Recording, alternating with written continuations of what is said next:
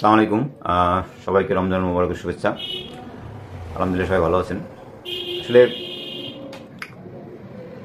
বর্তমান যে পরিস্থিতি বা বর্তমান যে সিচুয়েশন, এ নিয়ে দুইটা কথা বলার জন্য আসলাম।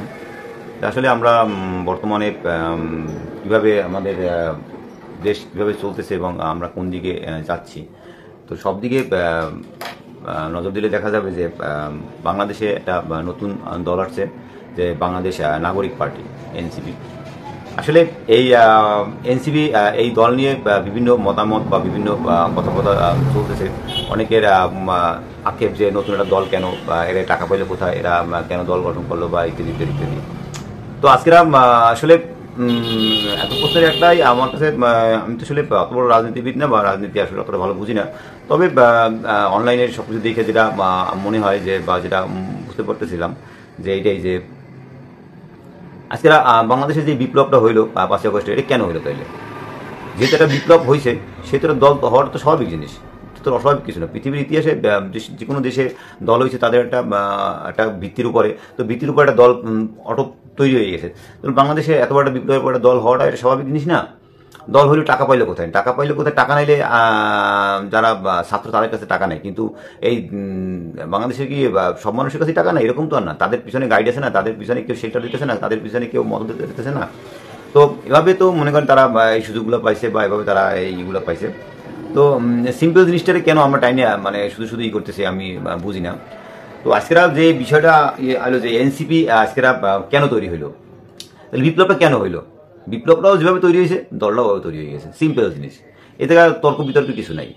দ্বিতীয় বিষয়টা হলো যে এই দল কি চায় আসলে, এই দলের যে থিমসটা বা তাদের যে থিঙ্কিংটা, যে তারা যে তাদের যে স্লোগান, যে সেকেন্ড রিপাবলিক, তো সেকেন্ড রিপাবলিক বলতে আমরা যেটা বুঝি যে জনগণের যে অধিকার, বা এটাকে আবার পুনরুদ্ধার করা। আজকেরা আসলে বাংলাদেশের যে সংবিধান, সেই সংবিধান, যে 72 সংবিধান, তো সেই সংবিধান কি আসলে পাবলিকের জন্য আসলে কি উন্মুক্ত?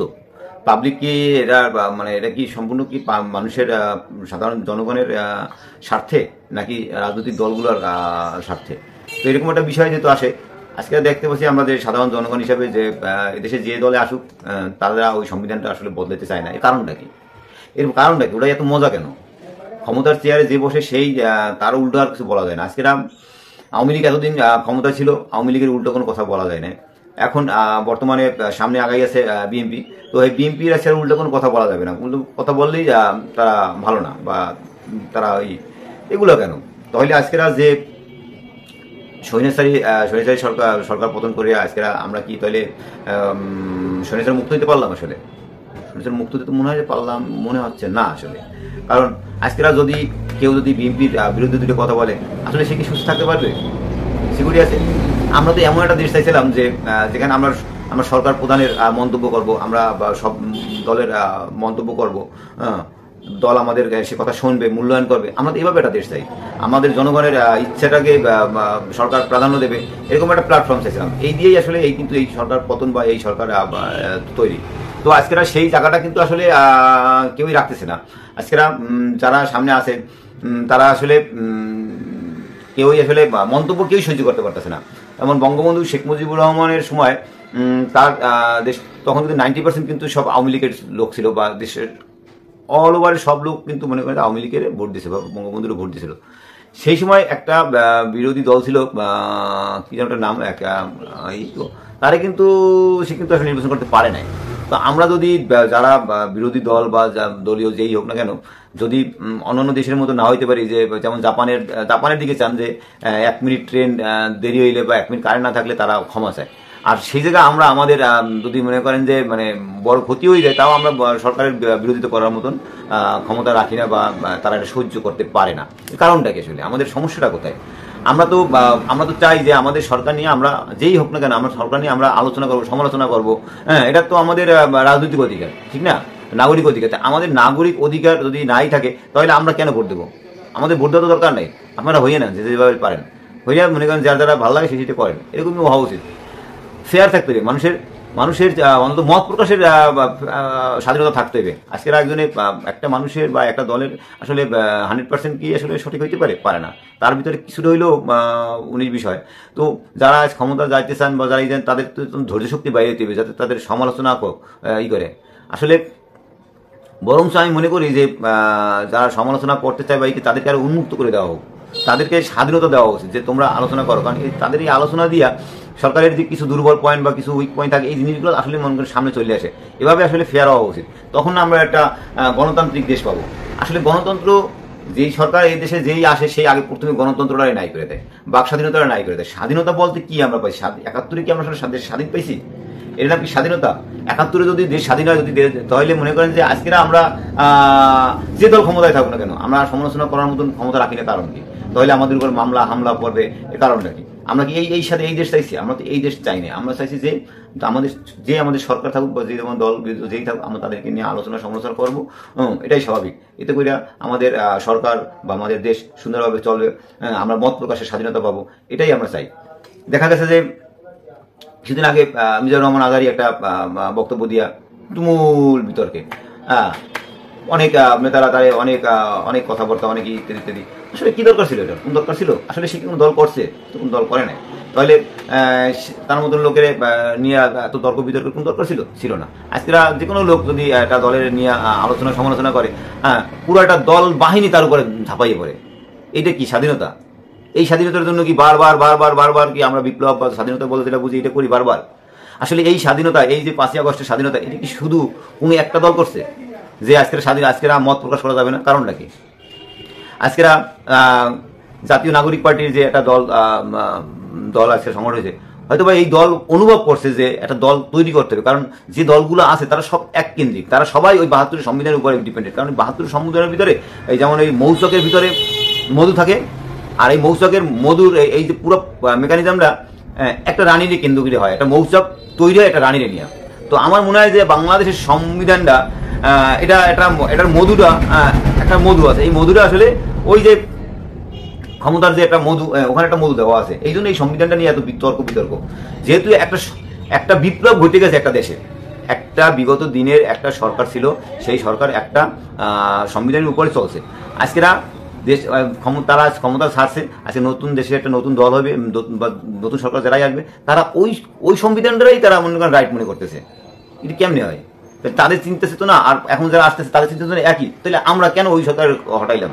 কেন তাদেরকে আমরা করলাম? আর কেন এত লোকের জীবন গেল? এটা আসলে আমাদের যারা রাজনীতিবিদ আছে তাদেরকে ভাবতে হবে, তাদের চিন্তা চেতনাটাকে আসলে বড় করতে হবে, একটু বড় করেই করতে হবে। শুধু ক্ষমতার জন্যই না, সবকিছু দেশের জন্য নিঃস্বার্থভাবে কিছু কাজ আমাদেরকে করতে হবে। আজকেরা আমি তো দেখি যে যেমন আজহারি সাহেবের কথাই ধরি, সে আওয়ামী লীগের সময়ও দেশের বাইরে ছিল। এখনো তার যে অবস্থা, যদি এখন যে বর্তমান যারা যে দল আগানো আছে, যদি এই দল ক্ষমতা আসে, এখনো তারা বাইরে থাকতে হবে। এরপরে ধরেন ডক্টর পিনিকি বা ইলিয়াস বা এই যে কনক সরকার বা যারা এই যে রাজনৈতিক পেশানিতে যারা এই দেশ ছাড়ছে, আজকের যে অবস্থা, তারা সত্য কথা বলতে চাই, আজকের তারা এখনো দেশে আসতে পারে না। এবং বর্তমান যে অবস্থা তাতেও তারা দেশে আসতে পারে না বা পারতেছে না। তো এই নাম কি স্বাধীনতা? এই জন্য কি বারবার এই মূর্খ মানবেরা জীবন দেয়? এই কারণে আসলে এই সংবিধান আমি বদলাইতে বলতেছি না, কিন্তু এই সংবিধান সংস্কার করতে হবে। এই সংবিধান সংস্কার করতে হবে। একটা দল নতুন আসছে, এটা খুব স্বাভাবিক ছিল। যদি এই দল যদি কোনো দলীয় ইতে আসতো বা কোনো একটা ইউরোপে আসতো, তাহলে তারা অনেক আগেই এই দল তৈরি হইতো। হলে 27 মাস লাগতো না। আসলে 8 মাস ধরে তারা একটা জিনিস দেখছে যে কোন কারো উপরে ডিপেন্ড হওয়া যায় কিনা বা তার উপর ভরসা করা যায় কিনা। কিন্তু আমার মনে হয় যে তারা এটা অনুভব করছে যে না, আসলে এই দেশে সবাই ভালোবাসে বা সবাই ক্ষমতা চায়, ক্ষমতার জন্য সবাই সবকিছু করে, কিন্তু আসলে মন দিয়ে কেউ কিছু করে না। এরকম একটা কিছু ফিল করে কিন্তু তারা আমার মনে হয় এই নতুন দল আবার তৈরি করছে। তো এই নতুন দল তৈরি করছে আজকেরা ডক্টর পিনাকির সেই স্লোগান ইনকিলাব জিন্দাবাদ, আজকেরা তারা সেই স্লোগান দিতে আছে। আজকেরা সেই স্লোগান দেওয়া মানে হইলে দিয়া মনে হইতেছে যে ডক্টর পিনাকি ভাই তাদের সমর্থন নিয়েই তারা হয়তো এই দল করছে। এরকম একটা দল দরকার ছিল। আমরা চাই এমন একটা দেশ যেখানে আমরা আলোচনা করব, সমালোচনা করব, সরকারকে আমরা ভালোবাসবো, সরকারকে আমরা গালি দেবো, সরকারের আমাদের কাছে এসে বুঝাই দেবে যে এইটা না এইটা। আমি মনে করি যে শেখ হাসিনার সরকার যদি ছাত্রদেরকে ডাইকে নিয়ে বলতো যে বাবা তোমরা কি চাও, কি চাও তোমরা, এটা এইভাবে এইভাবে এইভাবে, তো এরকম কিছু করলে তার পতনটা আসতো না।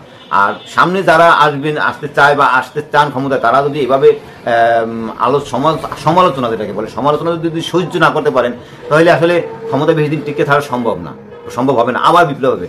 আমরা বাঙালি কি মানে কিছুদিন পরপরই শুধু বিপ্লবের উপরেই থাকবো? এই বাংলাদেশে বিপ্লব স্বাধীনতার পরে একবার আর দুইবার হয় না। এর কারণ কি? আসলে এই সরকারই আসে, সেই সরকারই আসলে ওই সংবিধানের ওই সুফলটা ভোগ করার কারণে জনগণের উপরে আসলে তারা সুবিচার করতে পারে না। আর সুবিচার করতে পারে না দেখেই আসলে তারা সমালোচনা নিতে পারে না। এটি হচ্ছে আমার মনে হয় যে মূল সমস্যা। তো আমরা চাই যে গণতান্ত্রিক একটা দেশে আমাদের নাগরিকের, আমার জনগণের ক্ষমতাকে আগে প্রাধান্য দেওয়া হোক, তারপরে আপনাদের যা করবেন। তো এভাবে উন্মুক্ত চিন্তা চেতনা দিয়ে যদি আপনারা দল পরিচালনা করেন, তাহলে আশা করি এই দেশটা আর ঘন ঘন বিপ্লবের সম্মুখীন হবে না এবং ঘন ঘন বিপ্লবের কাছাকাছি যাবে না। আজকেরা অনলাইনে যত আজে বাজে কথা বা যত কিছু আজকেরা আলোচনা সমালোচনার ঝড় তুলতেছে বিভিন্ন কায়দায়, আসলে সিম্পল না। মানুষের অধিকার, মানুষের বাক স্বাধীনতা। আপনারা কথা বলতে দেন। আপনারা এলাকা ভিত্তিকভাবে যারা আছেন ক্ষমতায়, তারা যদি আজকে সবাই কোণঠাসা করে রাখতে চান, সবাই কোণঠাসা করে রাখেন, তাহলে এই নাম তো স্বাধীনতা হইল না। এলে তো এই স্বাধীনতা আমরা বেশি দিন ধরে রাখতে পারবেন আসলে। তো আমি রাজনৈতিক দলগুলোকে বলবো, সব দলগুলোকেই বলবো যে আপনারা মানুষের সমালোচনাকে হজম করার মতন অভ্যাস তৈরি করবেন। কারণ মানুষ যদি তার কথাই না বলতে পারে, মানুষ যদি তার মতামত যদি প্রকাশ না করতে পারে, তাহলে এই রাজনীতি, এই দেশনীতি, এই প্রেমনীতির কোনো দাম নেই। আজকেরা সেই যে নবাব সিরাজউদ্দৌলার কয়টা কথা ছিল যে বাংলা বিহার 1900, তো আজকেরা সেই বাংলা বিহার 1900 কোথায়? আজকেরা শুধু আমরা বাংলা নিয়ে আছি, বিহারও নাই, আমাদের 1900 নেই।